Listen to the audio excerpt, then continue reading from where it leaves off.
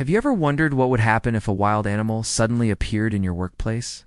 Brace yourself for an extraordinary tale that will leave you on the edge of your seat. The small hotel stood quietly on the edge of the forest, where the paved road ended and the wilderness began. From the outside, it looked like a peaceful retreat for travelers, seeking silence away from the noise of the city. The afternoon sunlight spilled through the tall glass panels in the lobby, painting warm patches of gold on the tiled floor. The place was so still that the only sounds were the hum of the air conditioner and the gentle scratching of pens. Behind the reception desk stood Maya, a young receptionist, no older than 22. She wore a neat light blue uniform, her long dark hair tied into a low ponytail, her posture small and delicate. With calm focus, she bent over the reservation book, jotting down notes in tidy handwriting. Above her, a security camera recorded every small movement, the slight tilt of her head, the steady rhythm of her pen, the way her lips moved silently as she read each line. Outside, the sun gleamed, the leaves swayed gently, and the breeze carried in the scent of pine, mixed with warm earth. The glass door had been left slightly ajar to let in the early summer air. No one knew that this simple crack in the doorway was about to change everything. From the steps outside the hall, a large shadow appeared, slow, deliberate. Without warning, it slipped through the open door. It was a full-grown leopard, its golden fur patterned with black rosettes, dulled by layers of dirt. Its muscles looked thin from exhaustion, its ribs faintly visible beneath its coat. Sharp claws touched the polished floor with a faint clacking sound, like the ticking of a distant clock. The security system reacted instantly. Cameras picked up the movement, flashing a red alert on the monitor in the control room. Yet Maya, lost in her work, remained unaware of the intruder approaching behind her. The leopard moved like a phantom. Its cloudy eyes, unfocused and dim, seemed to belong to a creature wandering between two worlds, life and death. Its hind legs dragged slightly, and every step left a faint streak of dust. Its chest rose and fell rapidly, its tongue hung out, as if thirst had burned it from the inside. It didn't roar, didn't growl. Instead, it looked around with eyes that held no ferocity, only emptiness and pain. The distance between predator and receptionist shrank to less than 3 steps. The golden shadow stretched long across the tiles, reaching her feet. At that exact moment, Maya turned to grab a towel from the shelf. When she lifted her head, her eyes landed on the figure towering behind her. For a heartbeat, time shattered. Her breath caught, her body froze, and her eyes widened in disbelief. A living leopard stood in the lobby, staring at her in silence. The pen slipped from her hand. She didn't scream. Something inside told her that a sudden sound could ignite disaster. Instead, she took one careful step back, her chest tight, her breathing slow and steady. The leopard tilted its head, studying her. Its gaze wasn't sharp, it was weary, almost pleading. The hall's air felt sucked away, and the seconds passed like hours. Then Maya saw it. The animal's left front leg, swollen and bloody, clamped tightly by a rusted iron trap. Blood trailed from the entrance to the spot where it stood, pooling into a dark red stain beneath its paws. The leopard staggered, groaned softly, and collapsed onto the floor. Its chest heaved, its ears flicked weakly, its nose wet with desperation. The smell of blood, sun-scorched fur, and damp forest earth filled the lobby. Maya's heart pounded. She steadied herself by gripping the counter, then slowly reached for her phone. Her fingers trembled, but her voice when she finally spoke was clear. She called the nearest wildlife rescue center, giving them the hotel's location and describing the leopard's condition. The animal lay motionless but alive, its eyes half open. It was a terrifying sight, yet strangely fragile, like a fallen warrior, defeated not by battle, but by cruelty. A male staff member entered the lobby at that moment, gasping loudly. Maya immediately raised her hand, signaling him to stay silent. She whispered for all guests to retreat to their rooms while she kept watch. Minutes crawled by.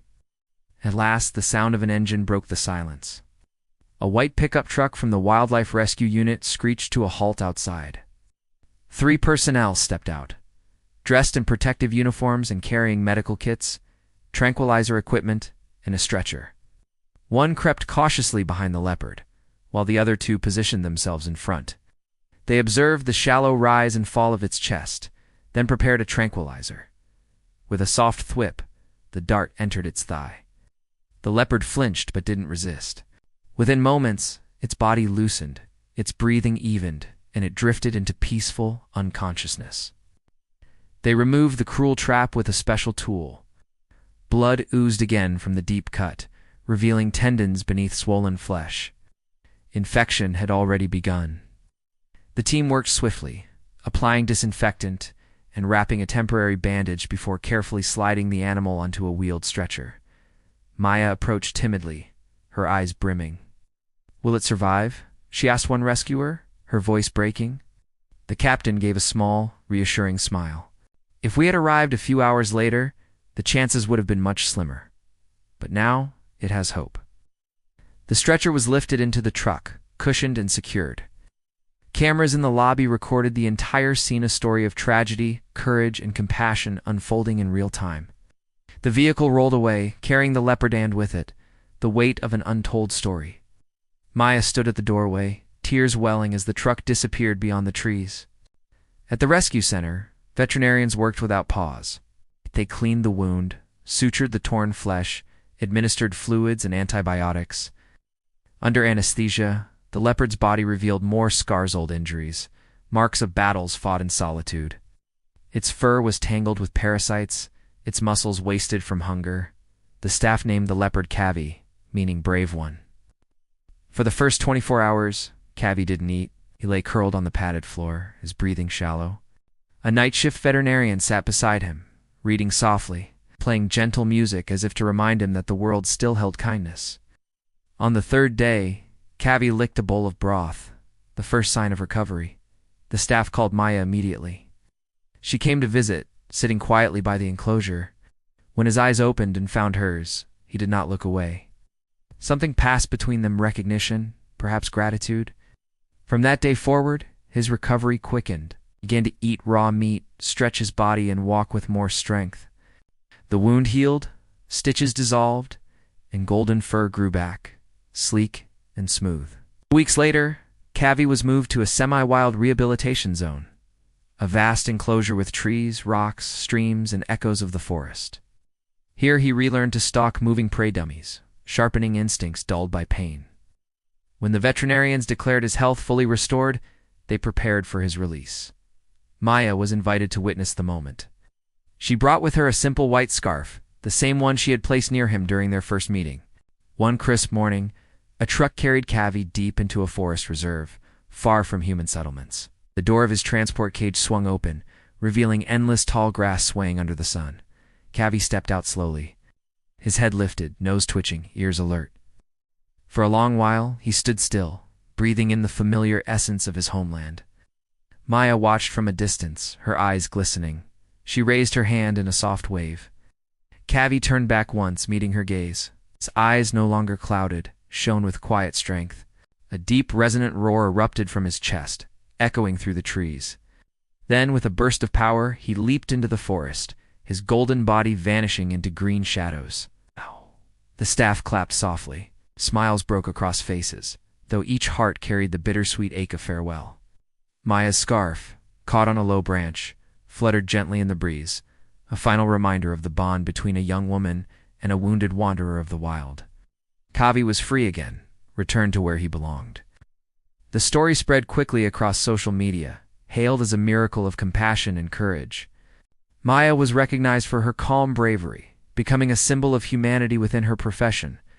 And Cavi the leopard, who survived against all odds, became a legend, his image captured forever in the silent memory of the hotel's cameras. A story of life and death, fear and hope, separation and freedom. A story of Maya and Cavi,